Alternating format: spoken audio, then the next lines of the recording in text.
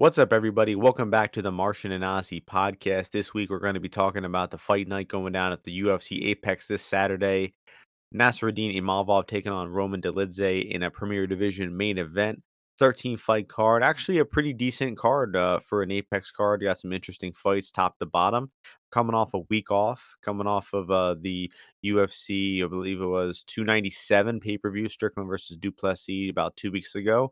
And I'm excited to be joined by my man, as always, Ozzy. How we doing this week, my man? Bing bong, Knicks, eight wins in a row. We had an off week. They never have off weeks. But yeah, we got this Apex event, Premier Division. At the top. I heard a lot of people, Martian, getting on the wagon last week and after last week's main event, saying, "Hey, where do we rank middleweight?" Some people were gatekeeping, trying to say bantamweight and lightweight and stuff like that. But bro, middleweight is number one. I mean, even if you think about, bro, people will try to defend bantamweight, dude. And look, I like bantamweight, but if you think about the bantamweight title fights or even main events, look at that Song Yadong main event. That shit sucked. The Henry Cejudo fight versus Aljo wasn't that entertaining. The Aljo O'Malley fight wasn't that great. Corey Sandhagen had two stinkers in a row, right? Corey, Versus yeah, Corey Font had two shit and fights. Cheeto. Yeah, yeah, those fights sucked. Freaking Font versus Sandhagen versus Peter. It was okay, but That I was good. mean, I would rather see Robert Whittaker fucking, duel with like guys like Paulo Costa and Sean Strickland like any day of the week, dude. Like, I don't get that excited, honestly, if I think about who's the other top guys at 135 right now? Like, honestly, like Marab, bro. Like, come on. Yeah. I don't really get excited Cejudo, to watch Aljo. Marab fight. Yeah, I just don't. I mean, I'm rooting for them, but I don't really get excited. Like if I'm watching a Paulo Costa fight, or even not Marvin Vettori, but like Jarek Cannonier, I'm interested. Like he's gonna try to hurt somebody. So Yeah, I mean, bantamweight skill is probably better, but the excitement level and the intrigue in the fights in the middleweight division, I think, is unmatched.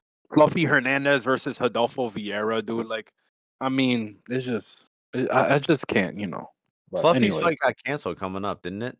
but now he's fighting Roman Kopylov now, which is an interesting fight Mhm. because Fluffy is weak to the body, and Kopylov was kicking the crap out of what's his name, Josh Prem. So. But anyway, yeah, a good week last week. I had, I think I would have swept the board other than if City. I ended up deciding that I wanted to play City, and it was bad juice, obviously, just because the fight was competitive. I would say that iteration, but I felt that he won the fight, and the reasons why I was backing him kind of came out there. I thought that he would use his kicks. I thought the big cage would help him. But Ramon, he's a slippery dude, man. He was dodging a lot of punches, on the back foot and against the fence, and that was impressive to me. But the judges were wacky as hell. I think I mentioned the fact that we're in Canada or Montreal. Obviously, I mean everybody knew that. But with these new commissions that they don't have fights all the time, you never know where they're judging the fights. I thought Drickus won. But overall, I felt that a few of the decisions went the wrong way. But overall, very successful event. Sam Patterson, easy winner, and yeah, most of them.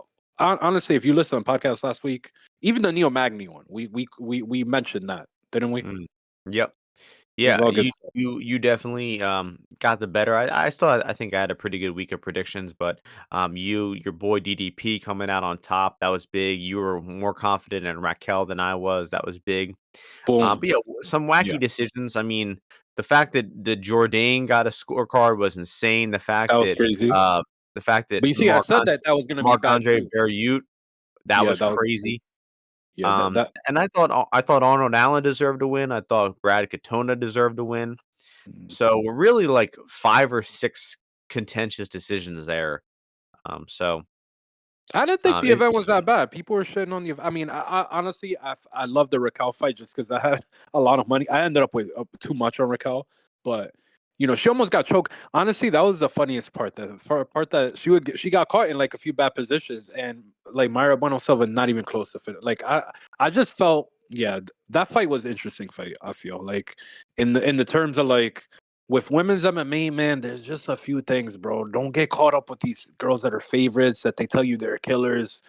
That 5 round thing makes a big difference, dude. So I hope yeah. they don't scrap the 135 division, bro. More title fights. I want to Wasn't Raquel interim. I want to interim women's 135 champion, bro. That's what I Wasn't want. it I want wasn't more. Raquel's fault the fight sucked. I mean, it was Bueno Silva who had about a round and a half worth of energy, who the reason why I that mean, one sucked. Raquel should have just tried to hurt her more. That's my biggest criticism of some of the female fighters. It doesn't look like they're trying to hurt each other. So Mm. Very true. All right, enough about last week. Let's get into this week. We got 13 fights from the UFC Apex, starting things off in the Premier Division, as we were just talking about. Roman-Dolidze taking on Nassourdine Imavov. Imavov is the favorite at -162. Dolidze coming back +142 on BetOnline.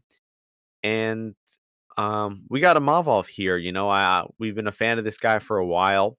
Kind of got unlucky in his last fight, was beating up Chris Curtis, looking really, really sharp there, mixing together the distance striking, the clinch striking, and the grappling. He was just styling on Curtis, and then Curtis got headbutted and, found a way out of that fight. I can't completely blame Curtis. If you're losing the fight, you might as well, just get on out of there without taking the damage. But I just think this fight is pretty straightforward. I mean, if it's on the feet, I think Imavov certainly is the more diverse striker of the two. He can mix up his strikes a lot better, and he's quicker, man. If you just watch these guys strike, Imavov is so much faster than Dolidze. So when they're staying on the feet, I see a lot of the same trouble that Marvin Vettori was giving Dolidze. I think he's going to have in this fight: the straight punches, the speed, and then I think Imavov is going to be able to mix in the grappling like he likes to typically do. I know Dolidze is a dangerous, slick grappler. He can attack a lot of unorthodox angles with his knee bars and leg locks. And we've been wrong about him before. I mean, most notably, the Jack Hermanson result was a shocking one to me. But I just think Imavov is really, coming into his own right now. It's a second 5-round fight. He got some, good experience losing to Strickland in that one. And Dolidze, this is his first 5-round fight. I don't think Dolidze's cardio is particularly good, and I don't think this 5 rounds is going to be good for him either. So I'm pretty confident in Imavov winning this one. Don't have much of an opinion on the method of victory, but I'll lean with decision. A 4-1 decision for Imavov here, and I think -162 is a pretty damn good bet. And passing it over to you. yeah, so obviously you tipped my hand. I'm with Imov Goat, and that's what I call him, the Russian sniper, or the French Russian sniper. I don't know, dude, but he's got a lot of good traits, a lot of good attributes. Has a similar reach here, but like you said, very very quick, very sharp, direct to the target. And he's like a bit slithery. I would call it in there, but with not a lot of wasted movement and wasted motion. So that's also what kind of uh compounds like the speed that you have, right? It's one thing to move quickly, but then there's another thing to anticipate and then add that on, and I think he does that pretty well. I think he should be able to early on. Roman does throw some power shots that could hit anybody on the chin, but the fact that he couldn't really connect that clean with Vittori in a fight where I thought allowed him to use a lot of his weapons easily, was, I mean, he did okay in that fight, I'm not gonna lie. But I feel like Imavov is going to be able to find like those that rhythm in between where Roman kind of loads up on his strikes. He's not really ever a disciplined striker. And I feel that in an extended fight when there's going to probably be a good amount of exchanges, unless Roman sells out to try to grapple and hold Imavov, I think is going to go end up going bad for him. And Imavov overall, his grappling game isn't bad. I think people give him criticism about getting clinched and stuff like that. Like the Sean Strickland fight was bad. I feel bad circumstances around it, and I just feel he's much younger, very active, has his own submission game, and I feel that his wrestling also is underrated. I think he should be able to counter wrestle Roman if need be, and it's gonna just be a gas tank thing. But I feel that he probably has a better gas tank. He's been 5 rounds. I think he's really good. I think he could be a title contender. And I feel that Roman, he's still a meme god. But I got Imavov at the -140. I went back in. I have him still somehow -160 as well. And I do think he's a very good bet this weekend. Nice consensus pick there. Yeah, good point about Imavov. 8 years younger too, as well. Um, And in the co-main, we have an amazing fight in the lightweight division. Renato Moicano taking on Drew Dober. Odds to this one have, listen closely to this one, guys. Renato minus 188, Drew Dober plus 163. Your turn to start this one off in the co-main, Ozzy. Hell of a scrap in the in the lightweight division, right? One of the the the second premier division. And I like Drew Dober here.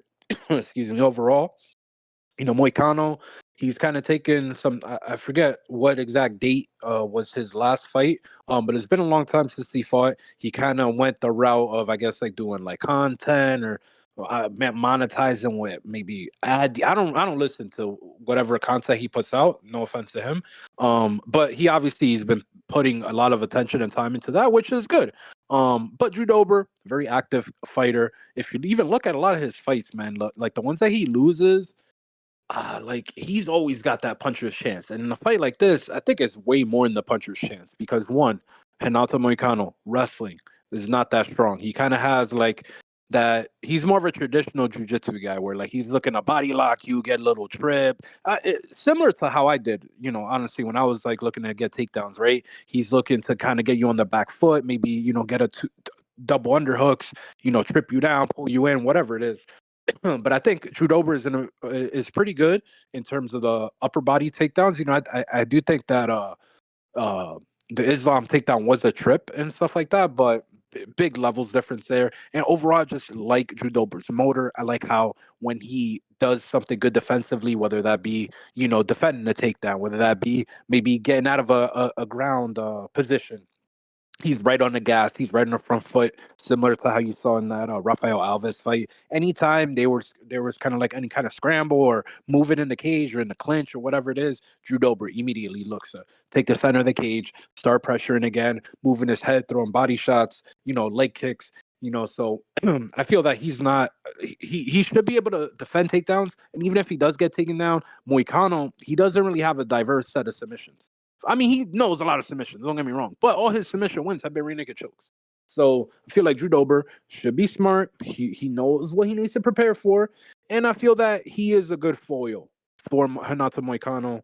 And southpaw versus orthodox. This guy's been knocked out chin before, so at the plus, I liked him at plus like 135, 140. So at plus 160, no brainer. But let's ride.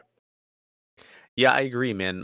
Pretty much with all points. I won't spend too much time talking about it, but I just think this line is crazy. I mean, I understand maybe Moicano being a slight favorite, but man, Drew is just still a really dangerous boxer. I don't think Moicano has fought a ton of southpaws, and the ones he has fought struggle with. And I don't know. I think Moicano is getting a little more confident in his striking, but I think that's dangerous here, man. Because if he thinks he's confident enough to go toe to toe with Drew Dober on the feet, he's going to learn the hard way that his pocket boxing, his defense is not up to speed. And let's not forget that Dober, I think Dober used to fight at 170, right? And then Moicano used to fight at 145. And I just think the punching power difference between these two is going to be significant. I know Dober's chin has looked a little more concerning lately, but I don't think Moicano brings the firepower to hurt Dober here, and I completely agree with the point about Moicano's takedowns. I just don't think his arsenal is that diverse. A lot of trips, not really a lot of lower body takedowns. And also, Drew Dober was training in Philly with Sean Brady not that long ago Yes, too. I forgot a good point. I wanted to mention Yeah, that. and uh, we like Moicano. He's a great fighter as well, but just this price, 65% against Drew Dober, I think that's a crazy, crazy line. And Dober is worth a pretty significant wager at these odds. And last thing I'll say is if Moicano gets on top, we've seen him lose top position against Alexander Hernandez and Jai Herbert. So I don't think like him getting on top is just, oh, Drew is fucked. Drew knows how to stay safe. He knows, okay, I got taken down. Let me not rush up. I'm not going to give up my back. I'm going to patiently wait, get his back to the cage. The small cage might actually help Dober here if he can, if he ends up on the ground, the small cage might help him stand back up a little more safely. So I like Drew Dober here and think, what is his odds versus for his knockout? I saw somebody mention Dober decision at some crazy, crazy odds, right? Was it plus Dober 900 for? Yeah, plus 900, 950 on some books. Yeah, I mean, the Dober KO line is only 235. I don't there's no point in playing that. You might as well just take the money line. But I wouldn't fault anyone for taking a little Dober KO too, or a Dober decision, excuse me, if they're interested in that. But money line is good enough for me. We got two consensus bets in the co-main and main event for us. I So think people act like Drew Dober is like old, but these guys are like the same age. Like Dober's like 6 months older than Moicano. great point. And we're going down to the 170 division here, a fight we talked about a few weeks ago. Randy Brown versus Muslim Salikhov. It got canceled because Brown had the flu. The odds for this one about the same. We have Randy Brown minus 280, Muslim Salikhov plus 240. Pretty simple fight for me to break down. Muslim Salikhov has really slowed down in several fights in a row. The Jing Liang fight, he was winning. He slowed down, got knocked out. He won round one versus Dolby, slowed down, lost a decision there. So it just seems like he runs out of gas halfway through the fight. And I mean, he's like 39 years old. He's been fighting for fucking 3 decades or something like that. And I just don't think his motor can really keep going past the second half of a fight. So I expect Brown to possibly maybe struggle early. Muslim might have some success early with his striking, but I think that Brown will eventually take over. And Brown round two plus 850, Brown round three plus 1100. Just looking to fade Salikhov slowing down. And Brown's been an opportunistic finisher at times. Sometimes he's fucked around and taking fights to decision, but he's also hurt some guys on the feet and he knows how to choke people out as well. So I like those late round props for Randy Brown here. Hold on, what's Randy Brown by submission? Did you say that, or you were saying No, those are his round props? yeah, round two, 850, 1100. Brown by sub is 420, 400 on some books. See, that's the bet that I'm going to endorse. Randy Ruboy Brown by submission here, 4-1 or better. I think even down to like plus like 360, I think would be okay value. He's been working his ground game a little bit more, coming to some grappling, working in just more grappling sessions. I feel that his length here could definitely play a role. Salikhov likes ducking down, throwing kind of like that right overhand. Right. So I feel that Randy, he kind of grabs collar ties often, when he's going into like the clinch and to throw like those high knees that he likes to throw.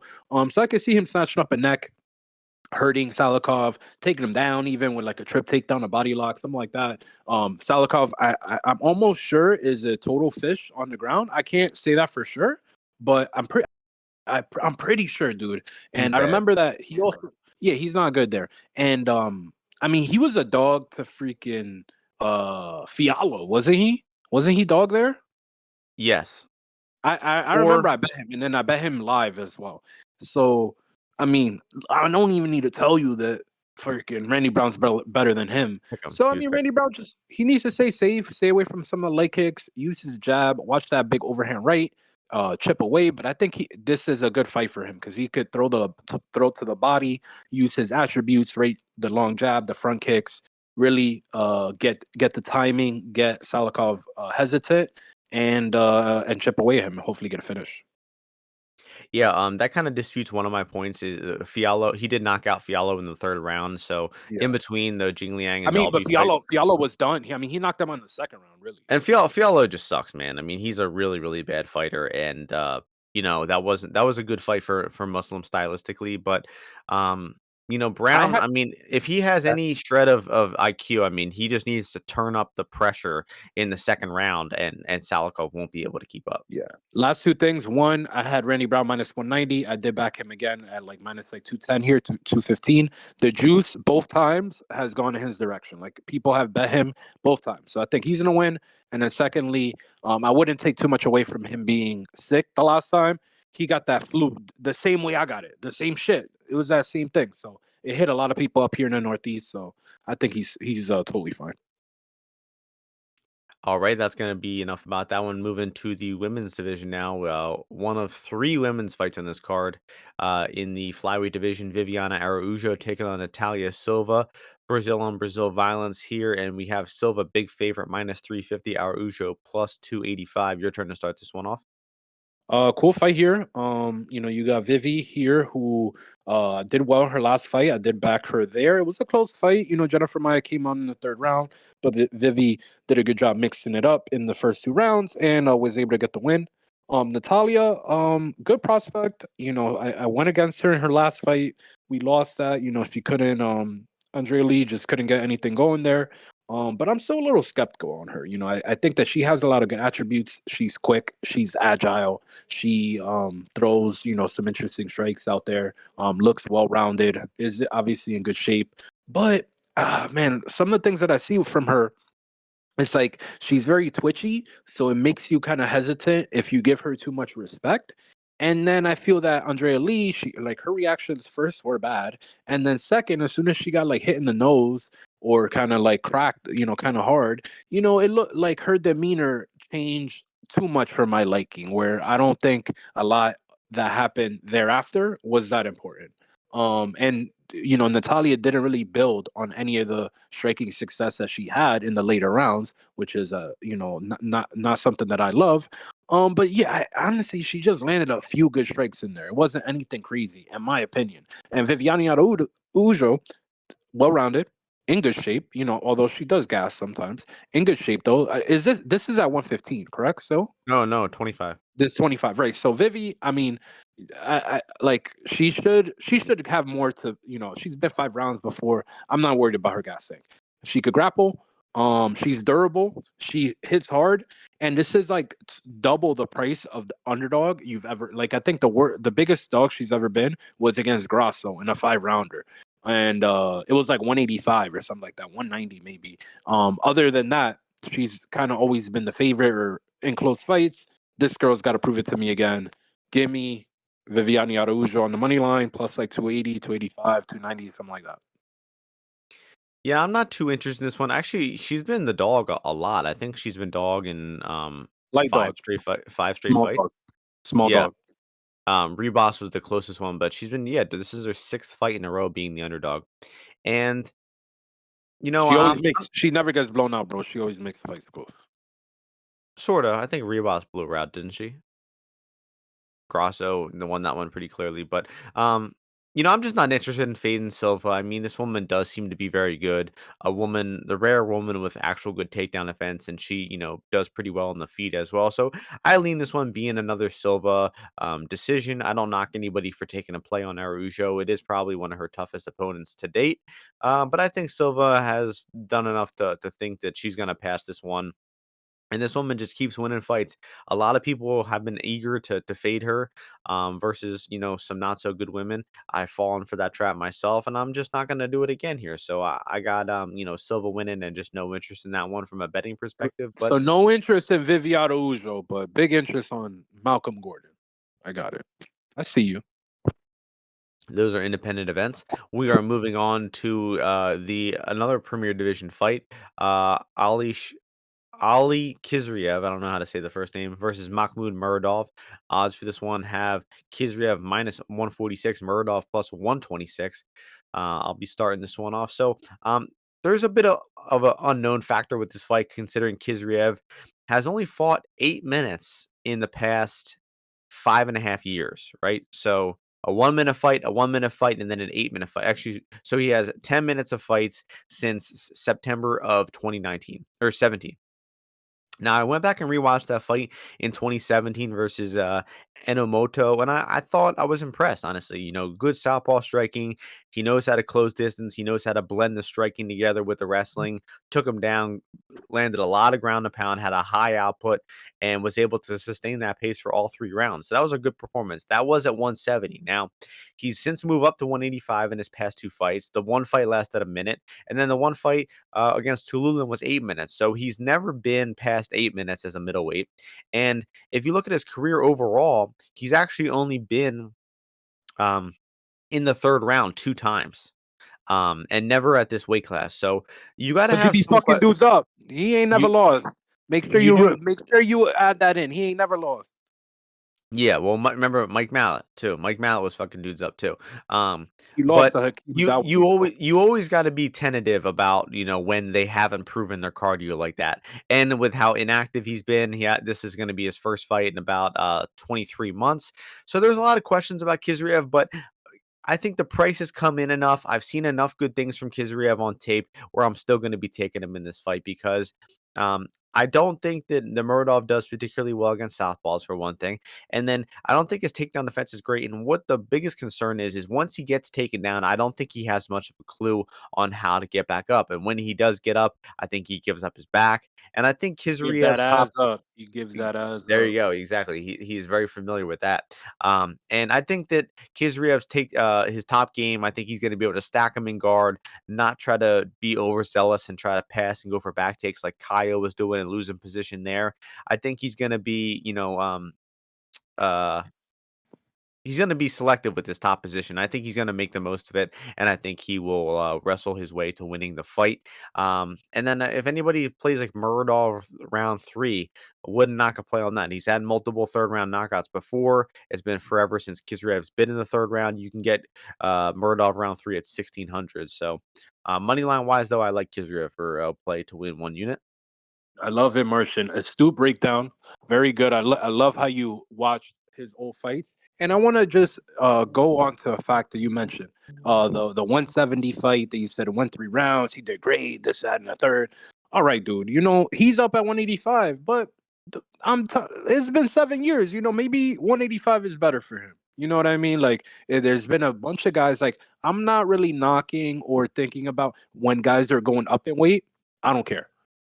Usually is when they go down in weight that I'm a little much more like side eye looking at them, because it just has shown that the weight class people going up is not bad, dude. It's at the worst net neutral. And this guy is strong. He moves well, on the feet. And I just feel that he's got a lot of the stuff that he does well is what Muradov does not want to happen to him. He doesn't want to fight off leg attacks, takedowns on his legs. He does not want to try to get back up to his feet. He is not does not have a high motor overall. And I just feel that Khizriev is going to win. Now, was the earlier prices good? Probably not, but I was just kind of eager to fade Muradov if I'm being quite honest. And I just think at minus 140, 145, I love the bet, honestly. I just think that he's going to be competitive everywhere, and when he needs to, he will take Mahmoud down to the ground. Yeah, I think the Muradov maybe winning that Barberina fight has kind of like reset his opinion in some people's minds. But I don't think this guy is a super functional fighter. And I think he will lose to the Black Wolf here. That's going to take us down to the 170 division, last fight or first fight on the main card. I seem to make that mistake every time, but whatever. So Gilbert Urbina taking on Charles Radke. Odds for this one have Urbina minus 202, Radke plus 172. Your turn to start this one off. So say it again. This is the first fight of the main card or the last fight of the prelim? It is the first fight of the main card. Got you. Yeah. So Gilbert Urbina, famously after his last fight, he said, "Hey, I don't know what everybody's doing here. Obviously, watching the fights, Gilbert, but we're about to smoke some Kush in the parking lot. Come through." That was pretty funny. But but yeah, Gilbert Urbina, he's part of the fight in Urbinas. I think he's been the best one thus far of them. But here in this fight, I'm rolling with my boy Buffalo Chuck. Australia's most hated villain, most hated Buffalo, and I feel that he's gonna pick up a win here, or at the very least, gonna fight for our money. Here at the plus 170 number is where I got him at. You could get a little bit better than that now. What's the best? What was the price that you quoted earlier, Martian? Plus 172. Plus 172, yeah. So, I just feel that here we're going to have a matchup between a guy in Urbino who he's long, but he has no real good striking fundamentals. He just does everything very That's wrong. he does not have good striking, bro. He just does stuff with a lot of energy and very enthusiastically. I just feel that Charles is going to be able to keep his hands up when they get into punching range. I think there's going to be a big advantage for Chuck. And then the other thing is Chuck actually has pretty good hips.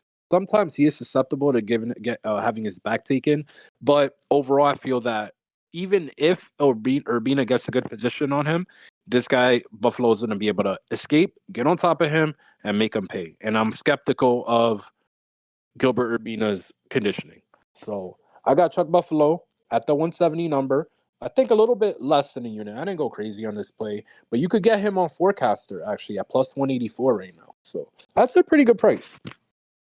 Um, yeah, I hate to break it to you, but you're way off on this one. Urbina is going to win and to cover minus 200. Haven't locked in a play yet. I did definitely miss the best price on him, but I think that even 200 is slight value left on him. I cap him closer to 235, 70% here for Urbina.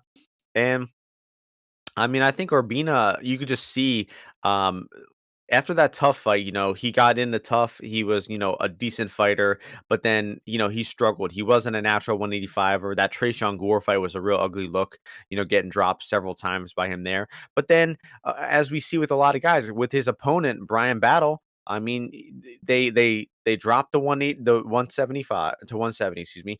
They get more serious about their training and they level up. And we absolutely saw that in Urbina's last fight. Now you got to give it a little bit of an asterisk because uh Kasi is not good, but Urbina just looked like a beast in that fight, man. I sort of see what Ozzy was saying about energy and intensity. I do think that there's a bit of truth to that, but that goes a long way, man. But I really liked Urbina's push kicks. I think he's long, and I think he knows how to kind of fight behind his length. I think that the wrestling of Urbina is better than Radke's. Radke's takedowns and his grappling looked, quite frankly, terrible versus Blood Diamond. I mean, he had Blood Diamond against the cage. Blood Diamond was tired. He was hurting Blood Diamond on the feet, and he was still failing takedowns left and right. So I really think the grappling upside in this fight is very on the side of Urbina.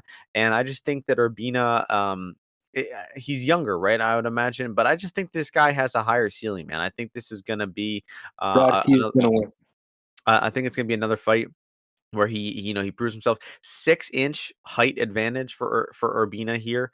And yeah, he is 6 years younger as well. So I think Urbina is going to win this one. Um, uh, I'm going to go with decision. I haven't really looked into the props on this one yet, but I do think it will be by decision. Let's see. We got Urbina KO 240, sub 425. Yeah, no, I don't like either of those. Let's Radke is gonna win. You don't want to G bet either of those. GTD at plus 150, I think is decent here because I What's the really don't over think 1.5? What's the over 1.5? minus 157. I That's think not that's bad, dude. fair.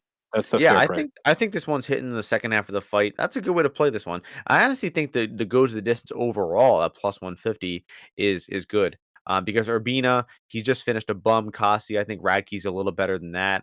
I don't think Radke's going to be finishing Urbina. So I actually think this one is going to hit the scorecard. So I like that playing the fight to go longer.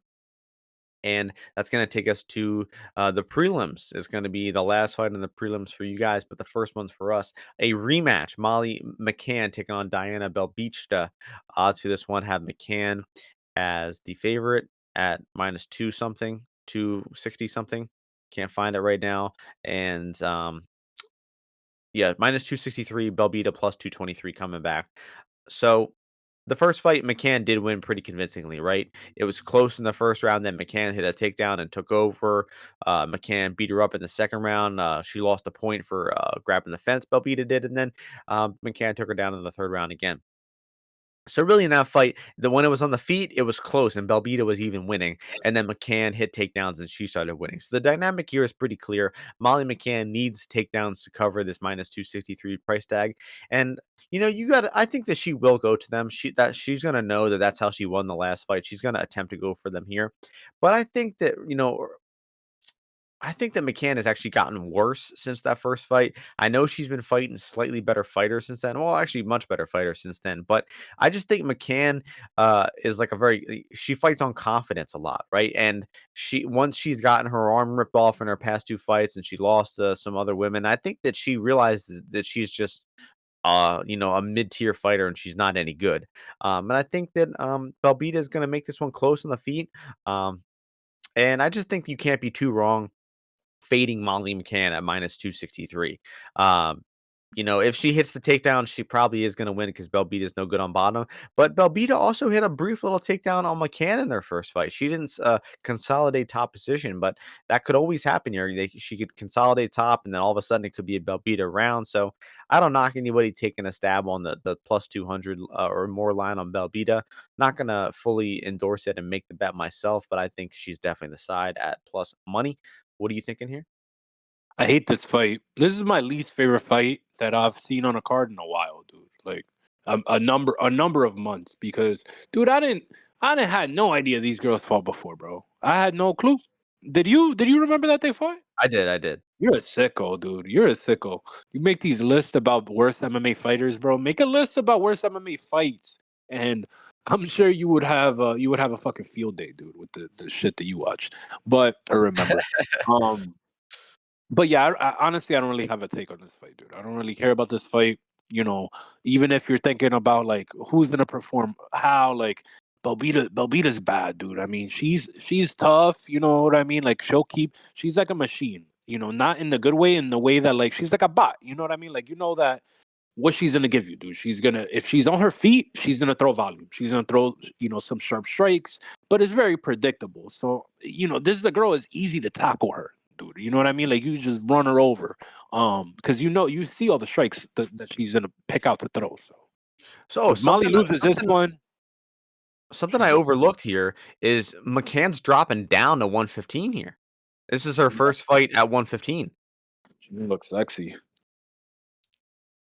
Um, like that? You like that for her that's or no? interesting. No, I don't like that for her. I think that favors Belbita more because Yeah, we've seen Belbita go 3 rounds at 115 multiple times. We haven't for McCann.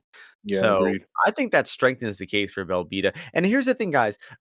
In rematches, I'm notoriously bad at picking rematches in MMA because I tend to be like, oh, the first thing is going to happen again. But more often than not, I feel these rematches can go not completely opposite the way, but a lot of times they go completely differently.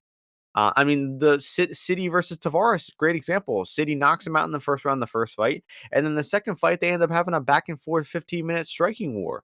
It just goes to show that these fights can go either way.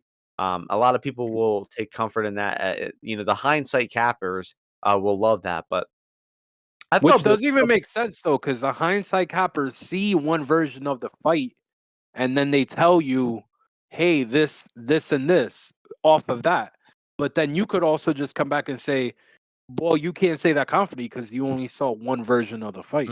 true, true. Well, the hindsight cappers probably have bad ROIs betting rematches, but Uh, this might as well be a rematch because we've seen this fight about 5 times in a row. Flyweight division: Charles Johnson versus Maksum. Odds for this one have Azat as the favorite, minus 220. Charles Johnson plus 185. So Charles Johnson been one of the most active fighters in the UFC over the past 2 years, but man, this guy stinks at MMA. What are you thinking about this one? Yeah, man. So, I'm glad that I realized, like, I opened my eyes and I was like, this Charles Johnson guy. I think it was the Durden fight. Was that his last fight or no? He had a No, fight no, a he's different. lost No, multiple. He's no, he lost had multiple. Estevan. He had Estevan before, but did he have who did he have Yeah, right before Estevan? yeah, it was Durden. Durden, right? Okay, yeah. So I think it Lost was the O'Day Durden fight. before that. What was the fight right before that you said? O'Day Osborne O'Day. beat him. Right, O'Day. Yeah. So O'Day, that was the one where I just didn't bet Charles. I was just looking at him skeptical hippo. I was like, like I should take this O'Day money, but I'm not going to because but then I was like, all right, I'm fading him. And Durden and what's his name, came through at plus money. And I just lined up on this one. I was like early on, I looked at it, I'm like, this is people gonna bet Maxim, like this is gonna be a valuable line. So I bet him minus 180 or 185, one of the two. So we got CLV. So we already won. But I just feel that this guy lefty straight. I mean, he could fight from both stances. He's in a confused Charles, go back and forth. In the stances, maybe shoot a takedown or two. It's gonna be the fight is gonna go exactly how you think it's gonna go. And Charles, maybe does he land a few strong punches? Maybe does he land like a good body shot to hurt the guy? Maybe, but you never know, bro. You never know when he's gonna start, when he's gonna give a shit, when he's gonna give a fuck. He probably just wants to leave the UFC, bro. He probably wants to go fight for ONE FC, dude. Honestly, he probably wants to get over with this last fight on his contract and get the fuck out of there because he's bitching about a bunch of stuff. So I feel that they gave him this fight to lose, And I was committed to taking advantage of that with the early line on Maxim. Yeah, I slept on it. I didn't take it, but that's definitely good. Here's the thing, Moxum versus Tyson Nam, he didn't impress me. But here's the thing, guys: a 17-0 Kazakhstani grappler facing Charles Johnson. Who's gonna win? It's gonna be Moxum, guys. I don't know. I know he looked a little underwhelming versus Nam, but this is just not a fight where Charles Johnson is gonna win. I mean, he has struggled against grapplers time and time again. He's taking this one on short notice because he's kind of desperate. But man, this is not. He was trying to fight Sumu Darji in his next fight, and he ends up getting an unknown, undefeated, unranked Azat Moxum. So yeah, Charles is going to find a way to lose this one. He's actually bad. It's funny because the Mota fight, such a fun fight, LFA back and forth, banger, and then he just has gotten worse and worse in the UFC. Um, has no idea how to fight grapplers, no idea how to keep his back off the fence, no idea how to defend and escape takedowns. And he's gonna come back and win the third round here, and then he's gonna bitch that he just won't deserve one of the first two rounds. We've seen this one before. I think it's gonna be a repeat of his last one against Esteban. So Moxum decision here. That's gonna move us to the welterweight division. Themba Gorimbo versus Pete Rodriguez. Odds for this one have Themba -250, Pete Rodriguez +210. So we Ozzy and I were kind of talking shit on McCann-Belbita, right? Those are two low-level fighters. These are two low-level fighters, but they're at welterweight, and Pete Rodriguez brings the heat. Man, this guy, he just knows all he knows is firefights. And Themba, not really an exciting fighter. I don't really like the guy for sucking the Rock's dick and everything like that, and just being a bootlicker in general. So I hope he loses, and I hope Pistol Pete goes in there, boxes his ears off, and finds a way to win the fight. Especially because Pete Rodriguez is coming off of defeating Mike Jackson, who I am a big fan of. So I think Pete is the undoubtable side here. He's going to come in, throw hammers, probably hurt Gorimbo at some point. Hopefully, he could translate it into a finish. He's never been past the first round. So that's not an encouraging sign. You got to think that if Themba can, weather that early storm, he probably is going to take over late here. But Pete, before the fight, money line, and then have your live bets ready to potentially bet Gorimbo if he survives that onslaught. But honestly, I think Pete's going to knock him out. Pete's been training more at a legit gym. What gym is it? Is it I MMA forget. Lab. Yeah, there you go. Boom. Great gym. And they're on fire right now, bro. Mario Bautista just looked fantastic. I think that This is Pete's fight. Yeah, this is another fight I don't really have too many thoughts on. Overall, I just feel I could definitely see what's his name, Thumba being Bambi legged at some point by a big strike from Pete. And I think Pete, the last fight that he had canceled, it was supposed to be at 155, I think. And now they're letting him just fight at 170, right? He had Yeah. Natan Natan Levy, Levy. right? Yep. Right, yeah. So I mean that 170, 155 shit was never gonna happen. So I think he could definitely knock this guy out at 170. Someone's getting finished here though, but I think Themba's not good, dude. So I mean, I'll take the dog. This is one I will take the dog shot on Pete. Easy. Going down to 145 next. Blake Bilder taking on Ji Young Lee. We have the odds for this one, Lee as the -141 favorite, Blake Bilder +121 here. I'm not even convinced Ji Young Lee is an adult. This guy literally looks like a 16-year-old boy in the face. But let's see who's turn. It's your turn to start this one off. All right, I thought I was gonna let you Korean cap for a while. Yeah. So this is a fight. I'm gonna keep it short. I mean, I took Lee when he was -125. I think anything less than 140, 145, I think is fair. Obviously you don't like to lay juice and then lose on these like UFC debutant guys or like guys that had one fight. But I just think overall this guy's well rounded. Blake Builder doesn't really ever have like a very committed plan on how he's gonna fight. So I feel that Lee's gonna be able to do what he wants to and do what he does best.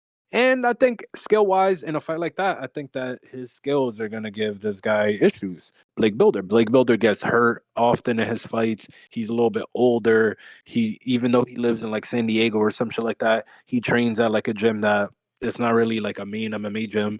Um his wrestling and grappling is, I mean, he is opportunistic with submissions that he could get a submission here. I could see him finishing that way, but his wrestling isn't very committed, and this guy is nasty in there. He'll throw like kind of short strikes at you when you guys are in tight, and he just does things that are very effective. And if you're trying to grapple him or do stuff like that, he kind of chips away at you. So I like Lee on the money line. I think he's gonna win. And I'm not that high on him as a prospect, but Blake Builder is like the opposite of a prospect. So I think he should be able to beat him.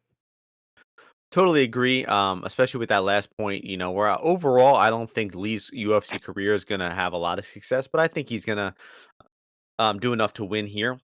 Um, Lee fighting exactly 1 year after his last fight. And, Yija, I thought deserved to win that fight. I mean, I think Lee got really lucky winning that fight. And I think Lee looked pretty underwhelming there, but Ya's just a relentless grappler, man. He's sticky. He's hard to get off of you. And I mean, Yee's been winning a lot of fights since he got out of that fight. They probably should have signed him uh right off the bat off that one, but he's already won 2 fights on road to the UFC. He's got another road to the UFC fight this weekend as well.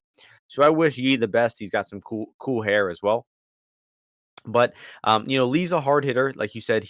I think he's going to be able to give Builder some trouble on the feet here. And Builder's striking, man, is just a lot circle, like, and then he comes in, throws a combination, circles off. I mean, he doesn't have a consistent plan. I think you already brought up a lot of good points here. And the one last thing I'll give Lee some credit for is before that fight versus Yee, he had fought about a minute and a half in 5 years, 4.5 years going into that fight. So that was the first time he's actually like fought past a minute.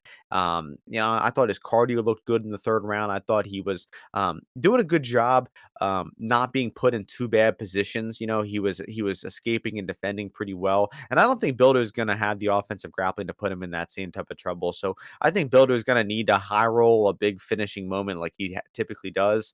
He could do it here, but I think Lee is the side at this price and has the much higher, upside as well, 5 years younger.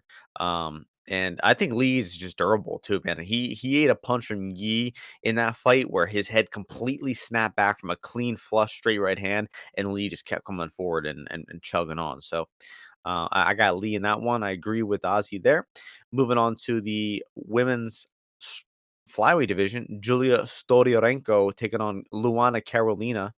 The disrespect of the UFC putting Stoliarenko beneath Molly McCann on the prelims when Stoliarenko just went into Molly McCann's country in an arena full of her fans and ripped her arm clean off in 2 minutes time. The disrespect, I would, that's just unjust. But the odds for this one, Stoliarenko favored -133, Luana Carolina plus 113. This was near Pick'em, I believe, a few weeks ago. Stoliarenko's gotten the steady action. I agree, man. I mean, Stoliarenko is a menace in round one. She's going to come out aggressive. She's going to look to hit a takedown, but she does the same thing every fight. She passes the mount a little too quickly. She dives on the armbar, and she either gets the armbar or loses position and kind of loses her will in the rest of the fight. I mean, the Chelsea Chandler fight, I mean, she immediately takes her down, mounts her, rushes the armbar attempt, and then after it fails, she was completely uninterested in continuing fighting. So Carolina is susceptible to being taken down. Lupi Godinez took her down and almost had her in an armbar in the first round. But Carolina does a decent job at slowing the fight down after the first round. She gets the fight in the clinch. She uses her big size, her length, her height to wear on opponents. She gets women against the clinch, and she kind of just lulls women into a clinching fight. That's what she was able to do as the underdog in her last fight against some woman who I forget the name of. And I just think it's kind of Stoliarenko round one, or Luana takes over in the second or third round here. So pre-fight money line, I do think Stoliarenko is the side to be on. But I'm looking to invest on Carolina round two plus 1,600, Carolina round three plus 2000. I'm not sure she's ever finished a fight. Yeah, she has 3 finishes on her career. None in the UFC, obviously. Hasn't finished a fight since 2016. Why is that But obvious? because she's a boring, terrible fighter. Anyway, but I just think, I mean, I think that she's capable of just surviving that early onslaught, and then Stoliarenko just looks to quit and to wilt in these fights. So I think that you're getting a good enough price at 16 and 20 to 1 to just take a small punt on Luana to find a finish in those later rounds. And I'm hoping that happens, honestly. I hope Stoliarenko has a big round 1 here and then slows down like she typically does. Uh, so what are you thinking You're here? you're gonna be tuned in for this fight, dude. You're excited. That was a breakdown by you, This dude. isn't that this is an investment opportunity. This is good by you. Yeah, man. I'm gonna just default to whatever the hell you just said. Yeah, I mean, some people told me it's Stenko season, but it's tough, dude. I just feel like Carolina is a little bit, she gives you like some underhook positions and stuff like that. But she sneaks in little knees to the body, elbows and stuff like that. But remember, Stoliarenko is like she's like lightweight champion of the world or some shit like that. You knew that? You knew that? I mean, You I you I know what did know that. lightweight is? Of Do you course know I what? do. Okay, okay. What country is Lethway from? South Africa. Nope. It's England. Myanmar, aka Burma. Myanmar. Right. Yeah, I heard about them. So where was that? Yeah, so I wouldn't bet on Stenko at this point, but I think Judge Dredd or whatever the hell, I think she could be worth a little dog shot, maybe potentially. Stenko sucks, dude. It's the issue, bro. But this girl will lock you up with her long legs. She'll close her guard around you. What Stoliarenko sub 1, what is that? It's, let's see, it's gotta be a shit 600, price. 600, 500. It is? No, I'm Oh, guessing. you're guessing. No, it's not. It's 500, 500. 480, Oh, you 480 see, I on was close. Uni 500. Unibet. So if Right. yeah, that'll be worth it. I mean, she's explosive, she's aggressive in round 1. She's gonna take her down. She's gonna get a dominant position, and she's gonna rush a submission attempt like she always does. So You might recall Carolina was caught in an armbar at the end of like round 1 against Lupi. yeah, I did. I actually did mention that in my breakdown, Right. but it's okay. A lot of information was. I don't fault you for missing a I few wasn't details. really listening, dude. I mean, All right, so that's gonna take us to the second to last fight on the card, which happens to be a good one in the lightweight division. Markel Mederos taking on Landon Quinones here. Odds for this one have Mederos the favorite -127, Quinones +107. A lot of action coming in on Quinones here. I mean, he was about a month ago +160, all the way down to +107 now. So the market is loving Quinones. yeah, very cool. Good for them. I don't agree. I mean, Lenny Quinones, you know, I didn't know too much. I didn't know too much about him going into the Ultimate Fighter. But there, you didn't really learn too much from him anyway. In the last fight though, I just felt that he was just low power, right? He was just throwing like these little BS, strikes that I don't think are very valuable. And Nasrat had his timing and was just piecing his ass up. Obviously, he took a lot of shots there. He's shown durability, but I just feel that he's gonna have a hard time here. So I'm gonna keep it short. I just think that Mederos, or however you pronouncing his name, the guy moves well in the cage, finds hard, devastating strikes, is not a noob in the grappling, and I feel that he has he's not gonna necessarily gas. And even if he does, what was that just saying? This guy was throwing these little pitter patter BS, little punches at Nazareth, and that's what was getting him murdered. And I think that's what's gonna get him murdered here. So I got Medeiros or Mederos, whatever you call him. I also have Mederos here. I took his money line at -130. But I was a little hesitant to take it at that price because I was thinking, all the action is coming in on Quinones. It might continue to come, and that does seem to be the case here. And I don't know who the tout action is on him, but I definitely do believe there is some tout action. So I wouldn't be surprised if this line keeps coming in. So um I disagree with most of Ozzy's points there. Uh, Quinones did a good job kicking the legs versus Nassourdine and hanging in there tough, but I don't think he showed anything like super promising that he makes me think he's going to win UFC fights there. I mean, he was durable, he kicks legs, he has decent offensive striking, but He game we're gonna say, he game plans well. yeah. Great contribution there. So, both guys have potential to mix in takedowns here. Both have done a little bit in their regional fights, but I don't think it's super likely. I think we are going to be seeing a striking fight. And of the two defensive grappling, I think Mederos is much more proven. I like the way he looked versus Isakov, stuffed all those takedowns and just absolutely beat the brakes off him there. And I just think Mederos is a little bit more versatile on the feet. I think he's got a little more diverse striking. They both kick legs. It's an opposite stance matchup here, so I think that's going to be interesting to see how it plays out. And I just think Mederos is the better striker, a little bit more proven. I'm higher on him, and I think he's got the much better regional. The regional experience too. Mederos has been absolutely getting active lately. Kind of reminds me of Josh Van in a sense because he's fought in Fury FC, 6, 7, 8 times in the past 2 years. While Quinones hasn't really been very active at all. I know he did the Ultimate Fighter, but before that, just not a lot of recent experience. I'm going with Mederos here. I don't think Quinones is a bum, but I just think that Mederos should be closer to maybe minus 150 here. So I like him. And we're closing things out in the heavyweight division. Thomas Jefferson taking on Jamal Pouges here. We have Thomas Jefferson as the favorite, minus 163, Jamal Pouges plus 143. So I actually have some thoughts on this one. I looked into this one a bit, and Peterson, he's looking to wrestle. I mean, he's looking to immediately close the distance and to wrestle because he is not comfortable at all keeping the fight at striking distance and striking. It's just extremely evident if you watch his fights. He's immediately looking to blitz with a few strikes in, clinch up, and then look for a takedown. And if he can't get that takedown, I think he, has shown some signs of slowing down, especially in the Waldo fight. Your boy Waldo fucked him up and knocked him out in the third round. That was a tremendous fight.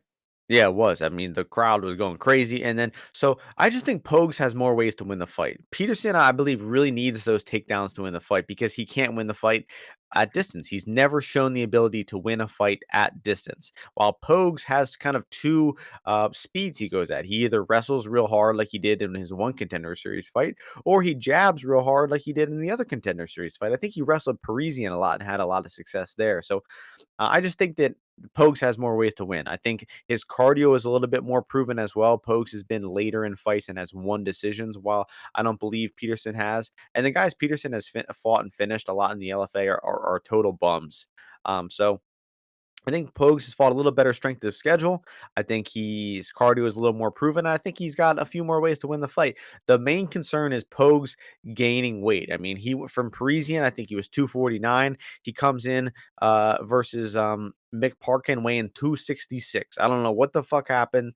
He gained a shitload of weight. He got super fat and he looked absolutely dog shit in that fight. So I like to For see any listeners that are not aware, 266 is the heaviest that you can be. right. He's The likely absolute heavier than that. Oh yeah. I mean, I would like to see him weighing under the limit. If he's weighing in right at 266, I'm gonna say, you know what, fuck this. I'm gonna wait for live bet because Peterson is gonna come out the gate hot. He's gonna come out blitzing. He's gonna try to get that takedown. He's gonna use a lot of energy, and I think the live bet on Pogues will be decent. And then let's see, like maybe a Pogues round 3. Wonder what those odds are. Let's see, Pogues round 3, 1800. Not too bad. And then his decision line for Pogues, 265. No. I would just take the money line. So Yeah. I'm looking to angle a bet on Pogues here, although it's a nasty fight. Nasty fight. Yeah, not a great fight. I don't like these fights. I don't really bet on them. You can't help it. You always bet on these sloppy ass The heavyweight first fights. fight. And I know, I'm aware.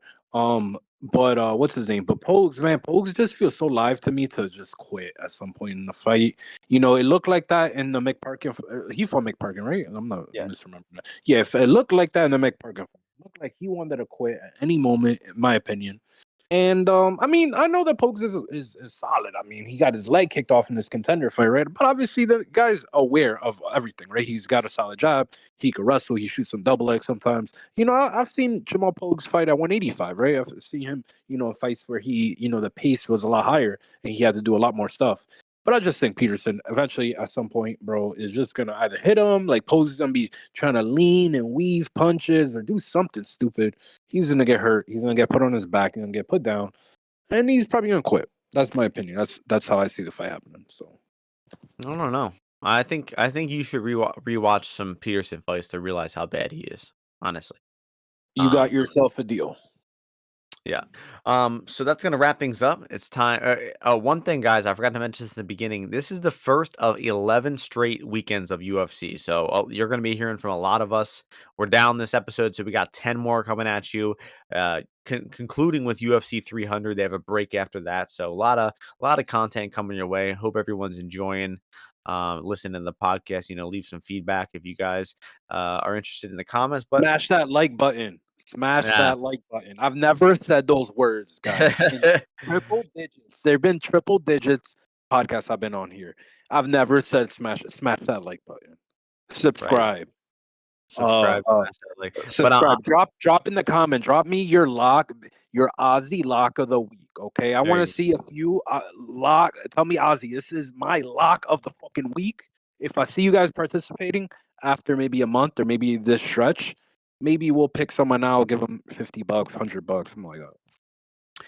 I got 3 FMKs for you, Give them to and me, not to brag, the last 3 I gave you last week all hit.